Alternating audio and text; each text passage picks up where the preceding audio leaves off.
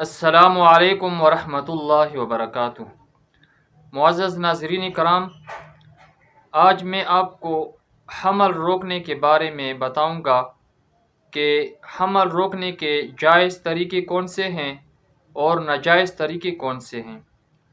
तो मेरे मोहतरम भाइयों और दोस्तों, बाज़ लोग हमल इसलिए रोकते हैं कि वो कहते हैं कि हमारे बच्चे पैदा होंगे, फिर उनके लिए रिज़्क़ का इंतज़ाम कौन करेगा, ये तो हमारे ऊपर बोझ बनेगा। तो इस वजह से बच्चे रोकना ये नाजायज़ और हराम है, क्योंकि अल्लाह जल्ल शानु कुरान पाक में इरशाद फरमाते हैं, नहनु नर्ज़ुकुकुम व इय्याहुम, कि हम इनको भी रिज़्क़ देते हैं और तुम ही भी रिज़्क़ देते हैं। तो रिज़्क़ की डर की वजह से हमल रोकना ये नाजायज़ और हराम है। और दूसरी सूरत ये है कि बाज़ लोग जो हैं वो शर्म की वजह से हमल को रोकते हैं कि लोग कहेंगे कि इनके इतने ज़्यादा बच्चे हैं, तो इस वजह से वो हमल को रोकते हैं और बच्चे पैदा नहीं करते।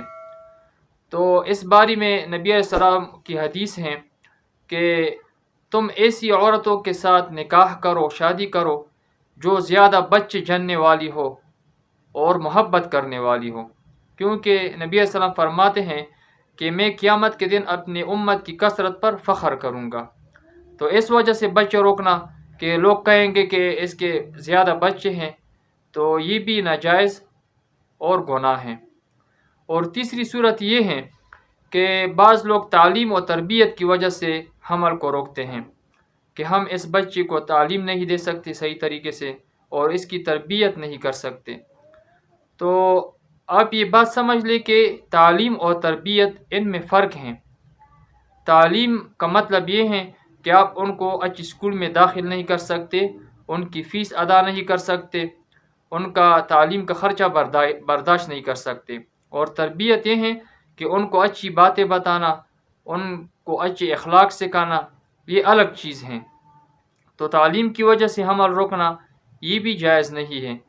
और तरबियत की बात रही तो तरबियत बच्चों की ख़ुद ब खुद घर में हो जाती हैं, ख़ासकर उन बच्चों की जिनके यानी भाई हो, छोटे बड़े भाई हो, उनके आगे पीछे बहन भाई हो। तो घर में वो अपने बहन भाइयों से जो उनके यानी बड़े हो या छोटे हो, उनसे ख़ुद ब खुद वो तरबियत सीखते हैं। जो आदात जो तौर तरीके वो करते हैं, जो जिसके भाई बहन जो तरीके करते हैं, वो बच्चा ख़ुद ब खुद इनसे तरबियत हासिल करता है। तो बच्चे के लिए घर जो है वो तरबियत की यानी अच्छी जगह हैं। तो तालीम और तरबियत में फ़र्क है, तो इस वजह से भी हमल रोकना ये जायज़ नहीं है। और चौथी सूरत ये है कि बाज़ औरतें ऑपरेशन करती हैं जिसकी वजह से उनके बदन में कमज़ोरी आ जाती हैं और वो उनकी सेहत जो है वो बहुत मुतासिर हो जाती हैं। तो इस वजह से अगर वो कुछ वक्त के लिए वक्फ़ा करे तो उनके लिए जायज़ हैं, लेकिन वो हमेशा के लिए नहीं, बल्कि कुछ वक्त के लिए कि उनकी सेहत अच्छी हो जाए, क्योंकि उनकी सेहत जो है वो मुतासिर हो जाती है ऑपरेशन की वजह से, जिनकी वजह से वो बच्चों की परवरिश सही तरीके से नहीं कर सकती। तो इस वजह से अगर वो हमल को रोके तो कुछ वक्फ़े के लिए वो रोक सकते हैं। मुख्तलिफ़ गोलियाँ लोग इस्तेमाल करते हैं, इंजेक्शन वगैरह लगाते हैं, जिनकी वजह से हमल रुक जाता है।